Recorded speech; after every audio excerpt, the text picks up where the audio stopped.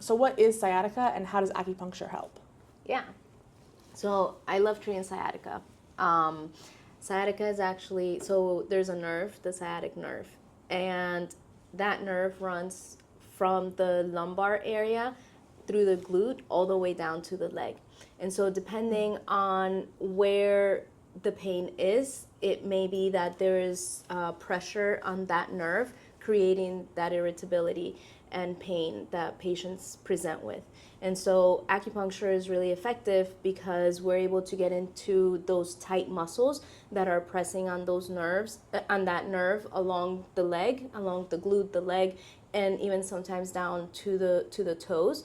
By bringing circulation into those muscles, by releasing the tightness and the pressure that is aggravating that nerve, we're able to release it and be able to lower pain and manage it. A lot of times there's issues with the back in terms of like degenerative disc disease that is pressing on that nerve. And what we can do about that is continue to bring circulation so the degeneration doesn't continue to get worse. And so by bringing circulation into that area, then the body's able to relax the muscles around it and not be able to have a lot of that pain that triggers the sciatic nerve to let you know that it's aggravated. Yeah.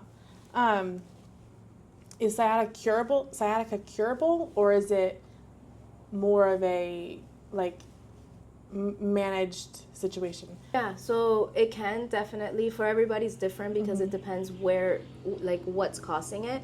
If it's coming from a degenerative disease that the degeneration is continuing to happen, it's something that it's gonna have to be managed because of the lack of space in between where the nerves are coming out from the spine and the nerve just getting irritated. The longer that time goes on, then the degeneration just gets worse. So ideally we want to slow down that degeneration as much as possible, and that we can do through acupuncture so it doesn't become worse. It's the pain coming from the glute. It may be a piriformis syndrome, which the piriformis is a muscle that the sciatic nerve runs through.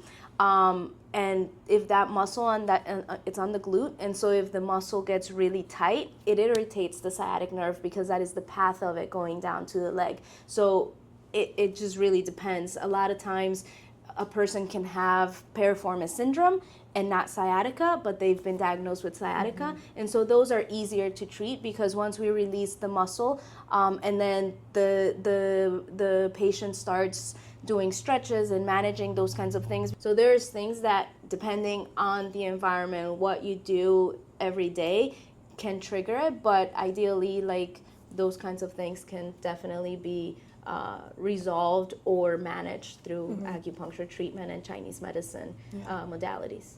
I think it's really important to know that because I feel like so many people, they'll get a diagnosis and it's kind of like the response is, it's a diagnosis, I'm just going to have to either live with it or try to manage it. And, people have a fear of the doctors or medical spaces. So they're like, it's bearable, I'll just stick with it. And it's good to know that, there may not always be a cure to something, but you can manage pain and it not be, forever painful. It's not going to be something you're stuck in, which I think is really important. Not only that, but if you take anti-inflammatories like over-the-counter pain medication, you're gonna not only live on that to try to calm that down, but then injure either your liver, your stomach, your kidneys over time. So it's not a healthy way to live long term.